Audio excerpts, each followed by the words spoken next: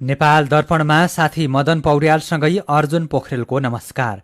नेपाल दर्पण उज्यालो radio network काठमाडौँमा 90 मेगाहर्जसँगै देशभरि विभिन्न एफएम स्टेशनहरूबाट तथा मोबाइल एप्लिकेसन र अनलाइनबाट संसारभर एकसाथ प्रसारण भइरहेको छ। उज्यालो रेडियो नेटवर्कबाट प्रसारण भइरहेको नेपाल दर्पणमा अब सुनौ पूरा खबर। लगातारको झरीपछि आएको बाढी पहिरोमा परि 4 जना बेपत्ता भएका छन्।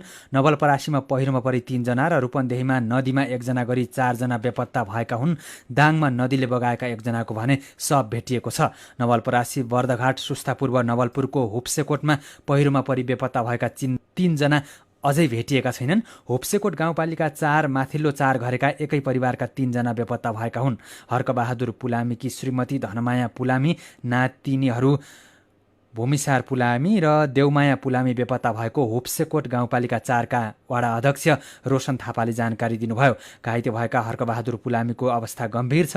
बेपत्ता 3 जनाको दिनभर खोजी गरिएको र रात परेपछि सुरक्षाकर्मीको टोली नजिकै सुरक्षित ठाउँमा बसेको जिल्ला प्रहरी कार्यालय नवलपुरले जनाएको छ। माथिल्लो 4 घरेका 17 घर पहिरोको जोखिममा परेका छन्। शङ्खदेव र नयाँ गाउँ जोड्ने पुलमा बाढीले क्षति गरेको वडा अध्यक्ष थापाले जानकारी दिनुभयो। यसैबीच बाढीले बगाएका दाउरा टिप्न गएका रूपन्देहीको समरीमाई गाउँपालिका 3 भटौलीका 21 वर्षका बब्लु लोधलाई दानो नदीले बेपत्ता बनाएको छ। बेपत्ता लोधको खोजी भइरहेको इलाका प्रहरी कार्यालय मर्चवारले जनाएको छ। यस्तै दाङमा मलामी गएका दङ्गीशरण गाउँपालिका 1 का वामदेव देवकोटाको शव भेटिएको छ। नुहाउने बेला नदीमा बेपत्ता भएका देवकोटाको शव भेटिएको इलाका प्रहरी कार्यालय तुलसीपुरले जनाएको छ। बाढी पहिरो र डुबानका कारण पूर्व पश्चिम राजमार्गको नारायणघाट बुटवल सडक बन्द छ। नवलपरासी पूर्व गैंडाकोट थुम्की बजार नजिक पूर्व पश्चिम राजमार्गमा पहिरो गएको हो। पहिरो पन्छ्याउने क्रममा 1 जना घाइते भएका छन्। उनको चितवनमा उपचार भइरहेको इलाका प्रहरी कार्यालय गैंडाकोटले जनाएको छ। त्यस्तै निर्माणाधीन स्मृति खोला पुलको डाइभर्सन बगाएपछि बनाउने काम पनि भइरहेको छ। दाउन्नेमा पनि पहिरो, लिदो माटो झर्ने र रुख ढलेका कारण बाटो बन्द रहेको जिल्ला ट्राफिक प्रहरी कार्यालय नवलपरासीले जनाएको छ। नारायणघाट मुगलिङ सडक भने एकतर्फी खुलेको छ। यस्तै सुर्खेत, तल्लो डुङ्गेश्वर, सातखम्बा, दुल्लु पिपलकोट, खुलालो, मानमा, नागमा जुम्ला सडक पनि बन्द रहेको छ। बाँकेको राप्ती सोनारी गाउँपालिका बिनौना, बैजापुर र फतेपुरमा स्थानीय खोलामा आएको बाढीपछि केही घरमा क्षति पुगेको छ।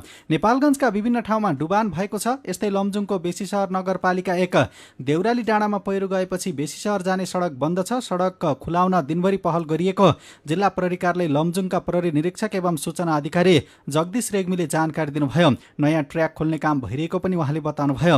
यस्तै डोटीको जोरायल गाउँपालिका 2 को बिछल खोलामा पहिरो झरेपछि बुडर जोरायल सडक बन्द छ।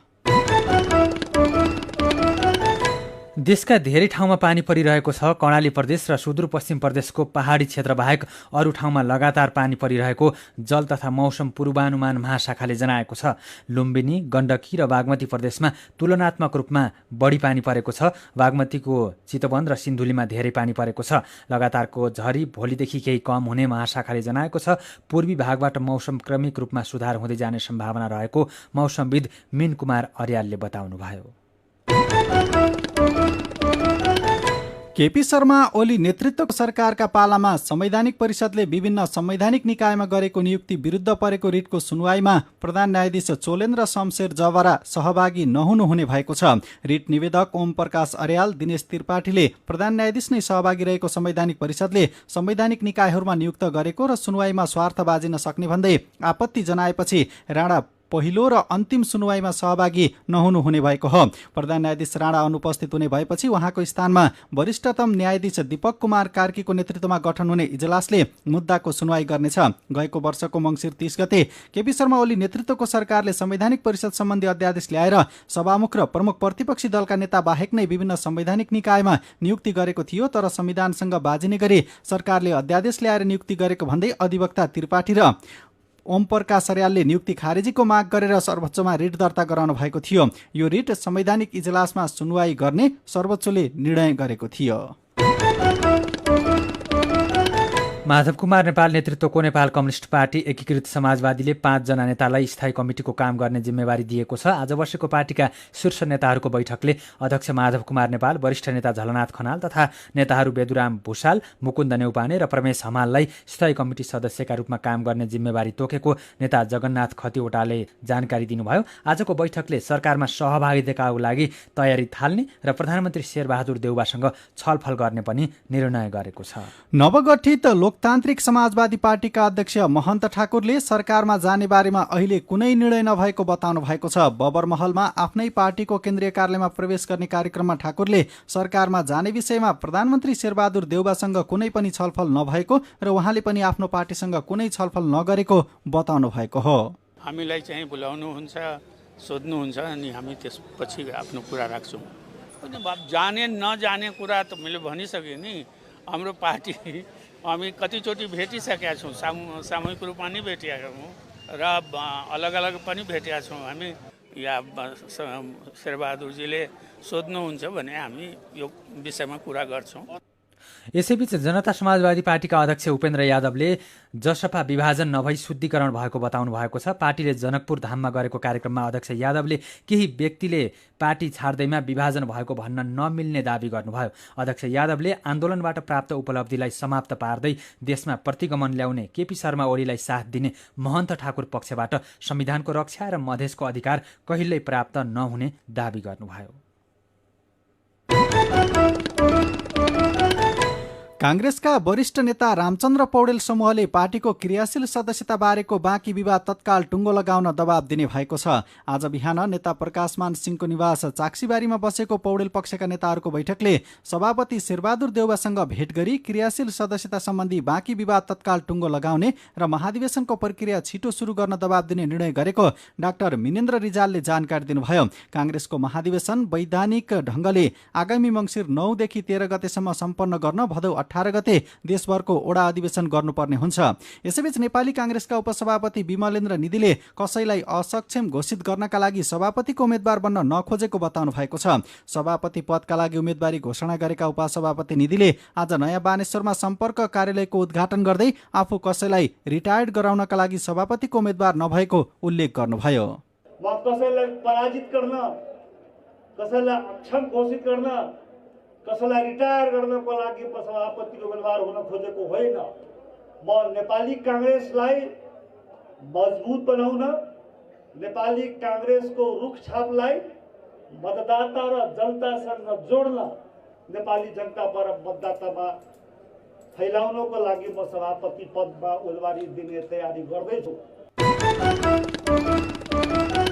सीधा कुरा प्रष्ट विचार। यो हो उज्यालो रेडियो नेटवर्क काठमाडौँमा 90 मेगाहर्ज। नेपाल दर्पणमा कक्षा 10 का विद्यार्थीको सिकाइ उपलब्धि बारेको कुराकानीसँगै खबरको सिलसिला बाँकी नै छ, सुन्दै गर्नुहोला। तपाईँ अहिले रेडियो, मोबाइल एप्लिकेसन र अनलाइनबाट प्रसारण भइरहेको उज्यालो रेडियो नेटवर्कको नेपाल दर्पण सुन्दै हुनुहुन्छ। यतिन्जेल हामीले बाढी पहिरोमा परि 4 जना बेपत्ता, दाङमा नदीले बगाएका 1 जनाको शव भेटियो। बुटवल नारायणघाट सडक अझै खुलेन। लगातारको झरी भोलिदेखि केही कम हुने, संवैधानिक निकायमा भएको नियुक्ति विरुद्धको सुनवाईमा प्रधान न्यायाधीश सहभागी नहुने लगायतका खबर प्रस्तुत गर्यौं। अब बाँकी प्रसङ्ग। शैक्षिक गुणस्तर मापन केन्द्रले केही दिन अघि कक्षा 10 का विद्यार्थीको समग्र सिकाइ उपलब्धि बढेको प्रतिवेदन सार्वजनिक गर्यो। 2067 सालमा केन्द्रले सार्वजनिक गरेको अध्ययन प्रतिवेदनमा कक्षा 10 का विद्यार्थीको शैक्षिक गुणस्तर 41% रहेकोमा अहिले बढेर 51% पुगेको छ। समग्र सिकाइ बढेको देखिए पनि मुख्य विषय मानिने विज्ञान, गणित र अङ्ग्रेजीमा भने आधा विद्यार्थी कमजोर रहेको प्रतिवेदनमा उल्लेख छ। साथी जानुका दुवाडीले केन्द्रका महानिर्देशक शिवप्रसाद सापकोटालाई सिकाइ मापन कसरी भयो भनेर सोध्नु भएको छ। 1800 विद्यालयहरूमा 1800 शिक्षकलाई, 3600 प्रहलाई र चाहिँ 42,000 विद्यार्थीलाई समेटेर गरिएको अध्ययन हो। कक्षा 10 को सिकाइ उपलब्धि को एउटा चित्र यसले प्रस्तुत गर्छ। 51% विद्यार्थीहरूले कक्षा 10 को लागि अपेक्षा गरेको सिकाइ क्षमता हासिल गर्न सकेका देखिन्छन्। त्यसमा केही 5% भन्दा बढी विद्यार्थीहरूले कक्षा 10 को भन्दा ज्यादा उनीहरूले बियोन्ड क्लास 10 को क्षमता पनि राख्छन्। त्यस्तो एक्स्ट्रा अर्डिनरी या आउटस्ट्यान्डिङ स्टुडेन्टहरूको संख्या पनि हामीले पायौं, जुन ज्यादै उत्साहजनक पनि छ। 5% भन्दा बढी छन्। तर समग्रमा कक्षा 10 का लागि अपेक्षा गरिएका सिकाइ क्षमताहरू जो पाठ्यक्रमले अपेक्षा गरेको छ, तिनीहरू त्यो सिकाइ क्षमता हासिल गर्न सक्ने विद्यार्थीको जनसङ्ख्या अहिले 51% हाराहारीमा हामी देख्यौं। प्रतिवेदनमा अर्को एउटा कुरा, यो 14-15 वर्ष उमेर समूहका विद्यार्थीहरूमा चाहिँ अलिकति उच्च सिकाइ रहेको भन्ने कुरा पनि आयो। यसको अर्थ चाहिँ सानो उमेरमा भर्ना भएर पढेमा चाहिँ छिटो सिक्ने भन्ने अर्थ हो यसको? सिकाइमा सकारात्मक प्रभाव पार्ने विभिन्न तत्त्वहरू देखिए। त्यसमध्ये अहिले तपाईँले भनेको तत्त्व पनि हो कि सही उमेरको करेक्ट एजको विद्यार्थी चाहिँ यदि कक्षा 10 मा पुगेको रहेछ भने भनेको ओभर एज पनि होइन, जो रिपिटेसनको कारणले ओभर एज हुन्छ, ओभर एज पनि होइन र अन्डर एज पनि होइन। चाहिँ तपाईँको विभिन्न कारणले चाहिँ बालबालिकाहरूलाई हामीले अन्डर एज स्टुडेन्टहरूलाई पनि राख्ने गर्छौँ, त्यो पनि होइन। हामी करिब तपाईँको 4% को हाराहारीमा 4 देखि 8% हाम्रो कक्षा दोहोऱ्याउने समग्र स्कुल सिस्टममा त्यो एउटा प्रवृत्ति देखिन्छ। अनि यस्तै गरी अर्को एउटा विषय पनि रहेछ, यो गणित, विज्ञान र अंग्रेजीमा आधा जति विद्यार्थी कमजोर देखिए भन्ने कुरा पनि त्यसमा उल्लेख गर्नु भएको रहेछ। खासमा यसमा चाहिँ किन सुधार हुन सकेन? अब समग्र रूपमा त 10%ले बढेको रहेछ। खास गरी विद्यार्थीहरू अंग्रेजीमा विज्ञानमा चाहिँ अंग्रेजी र विज्ञानमा विद्यार्थीहरूको सिकाइ उपलब्धि तुलनात्मक रूपमा सबैतिर अलिकति चाहिँ न्यून रहेको देखिन्छ। हाम्रा विषयगत शिक्षकहरूको कमी, विज्ञान विषयको कुरा गर्दाखेरि मैले अघि भने सिकाइ सुविधाहरू, सिकाइ सुविधा भनेको तपाईँको विज्ञानका प्रयोगात्मक उपकरणहरू भनेर हामी भन्छौँ र जसरी विज्ञानको लागि पनि प्रयोगात्मक उपकरणहरू या प्रयोगात्मक वातावरण चाहिन्छ, त्यस्तै भाषाको लागि पनि चाहिन्छ। दोस्रो भाषा नेपाली अंग्रेजी हो, धेरै विद्यार्थीका लागि तेस्रो भाषा अंग्रेजी हो। यस्तो अवस्थामा चाहिँ के भनेदेखि त्यहाँको एउटा प्रयोगात्मक पर्यावरण या वातावरण राम्रो हुनुपर्छ भन्ने देखिन्छ। अब यो समग्रमा सिकाइलाई अझ बढाउनको लागि के गर्न सकिएला? के निष्कर्षमा पुग्नुभयो यहाँहरू? सिकाइलाई राम्रो बनाउनको लागि यसमा सरकारको ध्यान केही विषयहरूमा अवश्य पनि जान पर्छ भन्ने देखिन्छ। त्यो भनेको चाहिँ पहिलो कुरा के हो त भने हाम्रा विद्यालयहरूमा सिकाइका सुविधाहरू, भौतिक सुविधाहरू, सिकाइका वैकल्पिक प्रबन्धहरू, प्रविधिगत सुविधाहरू सबै विद्यालयहरूमा समानुपातिक रूपमा वितरण भएको छैन। भनेदेखि त्यो हिसाबले चाहिँ हामीले सरकारले अब ध्यान दिनुपर्ने विषय, हामीले कुन जिल्लाहरूमा या कुन विद्यालयहरूमा हामीले चाहिँ भौतिक सुविधाहरू विस्तार गर्नको लागि ज्यादा लगानी गर्यौं, कुन विद्यालयहरूमा कमी भयो, कुन क्षेत्रमा कमी भयो भनेर हेर्न पर्ने देखियो। उहाँ हुनुहुन्थ्यो शैक्षिक गुणस्तर मापन केन्द्रका महानिर्देशक शिवप्रसाद सापकोटा। नेपाल दर्पणमा फेरि पनि खबरकै सिलसिला। चालु आर्थिक वर्षको पहिलो महिनामै 1,29 अर्ब रुपियाँ व्यापार घाटा भएको छ। भन्सार विभागका अनुसार साउन महिनामा 1,50,73 करोड रुपियाँको वस्तु नेपाल आएको छ। यो गत वर्षको साउनको तुलनामा 75.66% धेरै हो। 1.5 खर्ब रुपियाँको वस्तु आयात भए पनि साउन महिनामा निर्यात भने 20,76 करोड रुपियाँको मात्रै भएको छ। तर गएको वर्षको साउनको तुलनामा निर्यात 115%ले बढेको छ। साउनमा व्यापार घाटा 1,29,66 करोड रुपियाँ पुगेको छ। यो गएको वर्षको साउनको भन्दा 70.59%ले धेरै हो। साउन महिनामा नेपालमा 6,70 करोड रुपियाँको खाद्यान्न मात्रै आयात भएको छ। यस्तै एकै महिनामा 4,11 करोड रुपियाँको तरकारी, 3,20 करोड रुपियाँको फलफुल र 1,18 करोड रुपियाँको चिया कफी आयात भएको छ। नेपाल कृषि प्रधान देश भनिए पनि हरेक वर्ष कृषिजन्य उत्पादनको करोडौं रुपियाँको सामग्री आउने गरेको छ। सीधा कुरा प्रश्न विचार, यो हो उज्यालो रेडियो नेटवर्क काठमाडौँमा 90 मेगाहर्ज। नेपाल दर्पणमा मेरो पनि भन्नु छ सँगै खबरको सिलसिला बाँकी नै छ, सुन्दै गर्नुहोला। विभिन्न रेडियो स्टेशनबाट मेचीदेखि महाकालीसम्म र मोबाइल एप्लिकेसन तथा अनलाइनबाट संसारभरि एकसाथ प्रसारण भइरहेको नेपाल दर्पणमा तपाईंलाई फेरि स्वागत छ। अब बाँकी खबर। पछिल्लो 24 घण्टामा कोरोना संक्रमण पुष्टि हुने भन्दा निको हुनेको संख्या बढी भएको छ। यससँगै गएको शनिबार र आइतबार पनि निको हुनेको संख्या बढी थियो।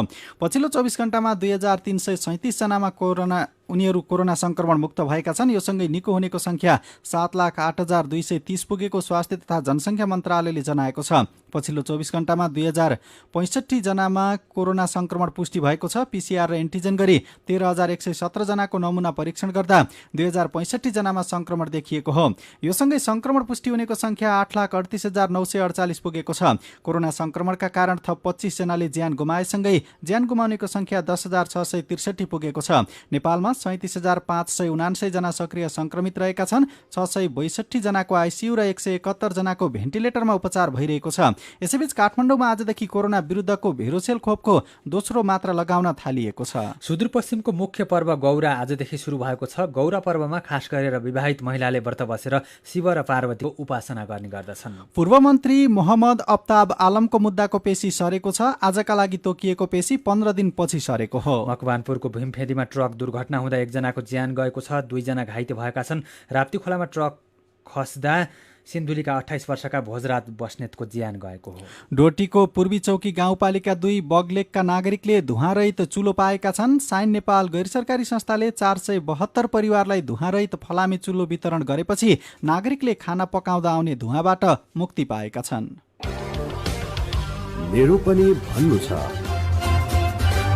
लगातारको झरीका कारण बाढी पहिरो र सडक बन्द भएको बारे गोपाल कट्टे लेख्नुहुन्छ। देशमा जे जस्तो समस्या भए नि नेताहरूलाई केही फरक पर्दैन। समस्यामा पर्ने त किसानहरू हुन्। बाटो बन्द हुँदा उत्पादित कृषि उपज सडेर गलेर जान्छ। बिरामीले पैसा तिरेर पनि उपचारका लागि अस्पताल पुग्न पाउँदैनन्। गरिब देशका धनी नेतृत्वकर्तालाई यसबारे के चासो? किरण गेवाली लेख्नुहुन्छ। लगातारको झरीले जनजीवन झन कष्टकर बनायो। पहाडतिर पहिरो खसेको छ भने तराईमा डुबान छ। विकासको नाममा भएको विनाशले गर्दा यस्तो अवस्था आएको हो। यही विषयमा उपेन्द्र राईको विचार छ। दिगो विकासको अवधारणालाई प्रभावकारी रूपमा कार्यान्वयन नगरी सस्तो लोकप्रियताका लागि जहाँ त्यही सडक निर्माण गर्ने, सडक निर्माणका आधारभूत मापदण्ड पूरा नगर्ने लगायतका कारणले जोखिम घट्न नसकेको हो। लगातारको झरीबारे नै फेसबुकमा माधव नाम राखेका साथी ठट्यौली पारामा लेख्नुहुन्छ। कोरोना भाइरस र अहिलेको झरी उस्तै उस्तै लाग्न थाल्यो। घट्ला घट्ला जस्तो गर्छ, घट्दैन। लुगा धोएर सुकाएको 1 हप्ता भइसक्यो, अब त ढुसी नै पर्ला जस्तो छ। अनि पहिलो महिनामै 1 खर्ब 29 अर्ब रुपैयाँ व्यापार घाटा, झण्डै 7 अर्ब रुपैयाँको खाद्यान्न भित्रिएको खबरमा रामनारायण सिंह उज्यालोको फेसबुक पेजमा लेख्नुहुन्छ। किसानले समयमा मल बिउ पाउँदैनन्। चाहिएको बेला कृषि मजदुर पाइँदैन। सिँचाइ सुविधा उपलब्ध छैन। युवा जति विदेशमा, त्यही भएर देशको हालत यस्तो भएको हो। विचारका लागि तपाईलाई धन्यवाद। मेरो पनि भन्नु छ। मेरो पनि भन्नु छ प्रस्तुत गर्दै हुनुहुन्थ्यो साथी जानुका दुवाडी। नेपाल दर्पणमा अब विदेशको खबर। अफगानिस्तानको राजधानी काबुल विमानस्थल बाहिर भएको बम विस्फोटमा ज्यान गुमाउनेको संख्या 105 जना पुगेको छ। ज्यान गुमाउनेमा 13 जना अमेरिकी सैनिक समेत रहेका छन्। घटनामा 150 भन्दा धेरै घाइते भएका समाचार संस्था AFP ले जनाएको छ। गैराती भएको आत्मघाती बम विस्फोटको जिम्मा आतंकवादी संगठन IS ले लिएको छ। यससँगै काबुल विमानस्थलमा सुरक्षाको जोखिम बढेको भन्दै अमेरिका र बेलायतले सुरक्षा चेतावनी जारी गरेका थिए। तर चेतावनीको व्यवस्था गर्दा ठूलो मानवीय क्षति हुन पुगेको छ। यसैबीच अमेरिकी राष्ट्रपति जो बाइडेनले विस्फोटपछि पनि उद्धार कार्य जारी नै रहने बताउनु भएको छ। उहाँले आफ्नो मिसन पूरा गर्नुपर्ने र त्यो जसरी पनि गर्ने बताउनु भएको हो।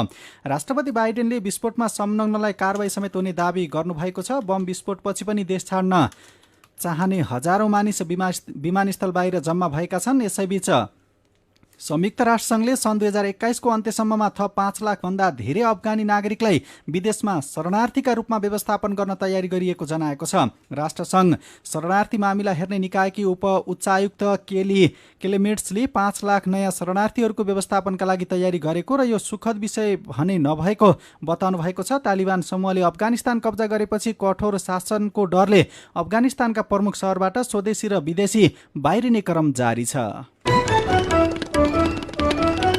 नेपाल दर्पणमा अब केही खेल खबर। युभेन्टसका प्रशिक्षक मिसिमिलियानो एलेग्रीले पोर्चुगलका स्ट्राइकर क्रिस्टियानो रोनाल्डोले क्लब छान्न चाहेको बताएका छन्। सिरिएमा भोलि इम्पोलीसँगको खेलअघि भएको पत्रकार सम्मेलनमा युभेन्टसका प्रशिक्षक एलेग्रीले यस्तो बताएका हुन्। क्रिस्टियानो रोनाल्डोले भने युभेन्टस छाडेर बाहिरिसकेका खबरहरू सार्वजनिक भएका छन्। पत्रकार सम्मेलनमा एलेग्रीले हिजो क्रिस्टियानो रोनाल्डोले आफूलाई युभेन्टसबाट अब खेल्न नचाहेको बताएको उल्लेख गरेका छन्। यही कारण भोलिको खेलको लागि उनलाई बोलाइएको छैन। युभेन्टससँगको सम्झौता बाँकी नै रहे पनि क्रिस्टियानो रोनाल्डोलाई English club Manchester United, Manchester City र Germany club Paris Saint Germain पिएसजीले अनुबन्धन गर्न लागेका खबर सार्वजनिक भएका छन्। नेपाल क्रिकेट संज्ञानले नेपाली क्रिकेट टोलीका मुख्य प्रशिक्षक डेभ वाटमोरले राजीनामा दिएको कुरा पुष्टि नभएको बताएको छ। केही भारतीय सञ्चार माध्यमले वाटमोरले राजीनामा दिएको उल्लेख गरेपछि सामाजिक सञ्जालमा यो विषय चर्चामा छ। तर क्यानका सचिव अशोकनाथ प्याकुरेलले आफूले पनि वाटमोरको राजीनामाबारे हल्ला सुनेको तर पुष्टि नभएको उज्यालोलाई जानकारी दिनुभयो। वाटमोरले राजीनामाबारे औपचारिक रूपमा पत्र या इमेल पठाएको आफूलाई जानकारी नभएको उहाँको भनाइ छ। वाटमोर 2077 सालको पुसमा नेपाली टोलीको मुख्य प्रशिक्षकका रूपमा नियुक्त हुनुभएको थियो। र इङ्ल्यान्डसँगको तेस्रो टेस्ट क्रिकेटको दोस्रो पारीमा भारतले राम्रो प्रदर्शन गरेको छ। पहिलो पारीमा 354 रनले पछि परेको भारतले आज तेस्रो दिनको चिया समयसम्म 1 विकेट गुमाएर 111 रन बनाएको छ। भारत अझै इङ्ल्यान्डभन्दा 242 रनले पछि परेको छ। भारतका रोहित शर्मा 59 र चेतेश्वर पुजारा 40 रनमा नट आउट छन्। भारतका केएल राहुल 8 रनमा आउट भएका छन्। इङ्ल्यान्डले पहिलो पारीमा 432 रन बनाएको थियो। उसका जोय रुटले शतक प्रहार गरेका छन्। यो श्रृङ्खलामा रुटले लगातार तेस्रो शतक बनाएका हुन्। पहिलो पारीमा भारत 78 रनमा अल आउट भएको थियो। 5 खेलको श्रृङ्खलामा भारत 1-0 ले अघि रहेको छ। वर्षाले प्रभावित भएको पहिलो टेस्ट क्रिकेट बराबरीमा सकिएको थियो। खेल खबरसँगै उज्यालो रेडियो नेटवर्कबाट प्रसारण भइरहेको नेपाल दर्पणको समय सकिनै लागेको छ। बिदा हुनु अघि आजका मुख्य खबरका शीर्षकहरू फेरि एकपटक। बाढी पहिरोमा परि 4 जना बेपत्ता। दाङमा नदीले बगाएका एकजनाको शव भेटियो। बुटवल नारायणगढ सडक अझै खुलेन। लगातारको झरी भोलिदेखि केही कम हुने। संवैधानिक निकायमा भएको नियुक्ति विरुद्धको सुनवाईमा प्रधान न्यायाधीश राणा सहभागी नहुने। वरिष्ठतम न्यायाधीश कार्कीको नेतृत्वमा गठन हुने इजलासले मुद्दाको सुनवाई गर्ने। चालु आर्थिक वर्षको पहिलो महिनामै 1 खर्ब 29 अर्ब रुपैयाँ व्यापार घाटा। झण्डै 7 अर्ब रुपैयाँको खाद्यान्न भित्रियो। अफगानिस्तानमा बम विस्फोटमा ज्यान गुमाउनेको संख्या 105 जना पुग्यो। यो वर्षभित्र 5 लाख अफगानी नागरिकलाई विदेशमा व्यवस्थापन गर्ने संयुक्त राष्ट्रसङ्घको तयारी। र क्रिस्टियानो रोनाल्डोले युभेन्टस छाडे। इङ्ल्यान्डसँगको तेस्रो टेस्टको दोस्रो पारीमा भारतको राम्रो प्रदर्शन। आजको नेपाल दर्पण सकिएको छ। प्रविधिमा साथ दिने साथी दिनेश निरौला र सरोज थापासँगै हामी मदन पौड्याल र अर्जुन पोखरेल पनि बिदा हुन्छौँ। कोरोनाको जोखिम कायमै रहेकोले सुत्नु अघि पनि साबुन पानीले मिचिमिची 20 सेकेन्डसम्म हात धुन नबिर्सनुहोला। नमस्कार।